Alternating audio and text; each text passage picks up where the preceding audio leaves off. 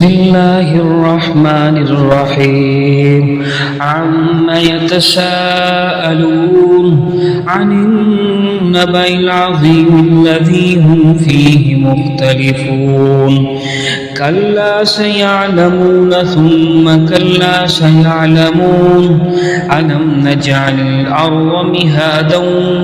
والجبال أوتادا وخلقناكم أزواجا وجعلنا نومكم سباتا وجعلنا الليل لباسا وجعلنا النهار معاشا وبنينا فوقكم سبعا شدادا وجعلنا سراجا وهاجا وأنزلنا من المعصرات ماء ثجاجا لنخرج به حبا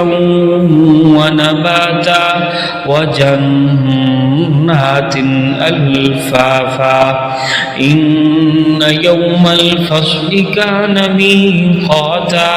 يوم ينفخ في الصور فتأتون أفواجا وفتحت السماء فكانت أبوابا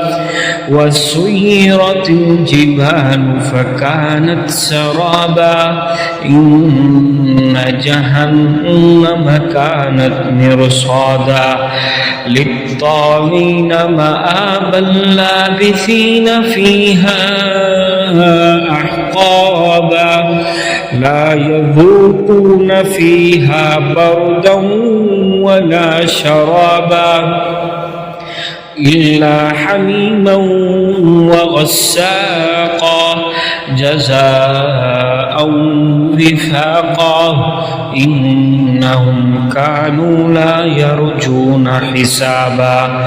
وكذبوا بآياتنا كذابا وكل شيء أحصيناه كتابا فذوقوا فلن نزيدكم إلا عذابا إن للمتقين مفازا حدائق وأعنابا وكواعب ترابا وكأسا دهاقا لا يسمعون فيها لغوا ولا كذابا جزاء من ربك عطاء حسابا رب السماوات والأرض وما بينهما الرحمن لا يملكون منه خطابا يوم يقوم الروح والملائكة صفا لا يتكلمون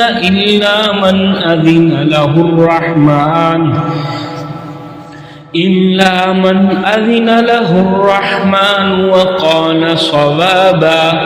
ذلك اليوم الحق فمن شاء اتخذ إلى ربه مآبا إنا أنذرناكم عذابا قريبا يوم ينظر المرء ما قدمت يداه ويقول الكافر يا ليتني كنت ترابا.